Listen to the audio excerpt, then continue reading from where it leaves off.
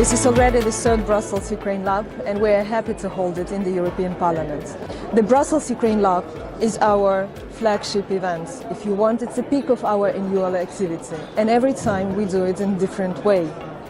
This time, we have built this event on discussion of the discussion paper of the Ukrainian experts on the future of EU-Ukraine relation. This is our invitation to look beyond the horizon. I'm thrilled that there is an opportunity for Ukrainian think tanks to present their views here in Brussels in the European Parliament. I guess it's extremely important that here the politicians would see also the dialogue that we have back home between the authorities and the civil society representatives who are playing a vital role in reforming of our country. It has been a very important meeting. We have closed an important chapter last year with the ratification of the association agreement, visa liberalization, and now there is a need to look forward and define new goals, new objectives in order to keep the momentum of changes and reforms in Ukraine. The UkraineLab 2018 was actually very useful and very important, first of all, to show the interest and capture the interest on matters of Ukraine in Brussels, in the European Parliament. We had a full room. We had a really excellent group of speakers, I believe, and that went into a lot of depth around the issues that are challenges for Ukraine now. So I think it was an excellent forum to discuss the opportunities and challenges of Ukraine. That's a very important partner to the European Union. I'm very pleased to be able to participate in UkraineLab 2018. We've worked a lot with the EU over the last couple of years in Canada-Europe free trade.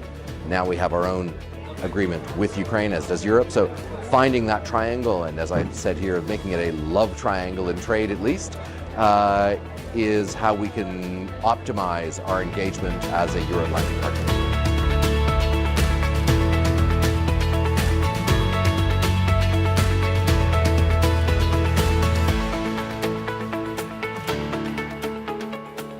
Ukrainian think tank laboratory became already a good tradition.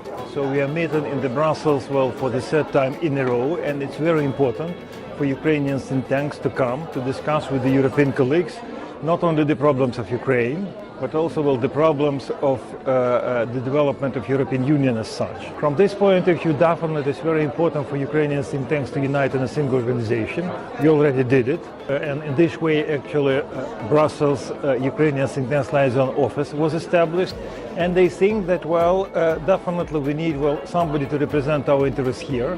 It is really important that the Ukraine think tank Liaison office is bringing these people together. So on one hand, having a perspective from the Ukrainian government, on the other hand, hearing what members of the European Parliament think, and then civil society and think tank representatives. So I think these kinds of events do help bring Ukraine closer in its Europeanization and European integration in the longer term.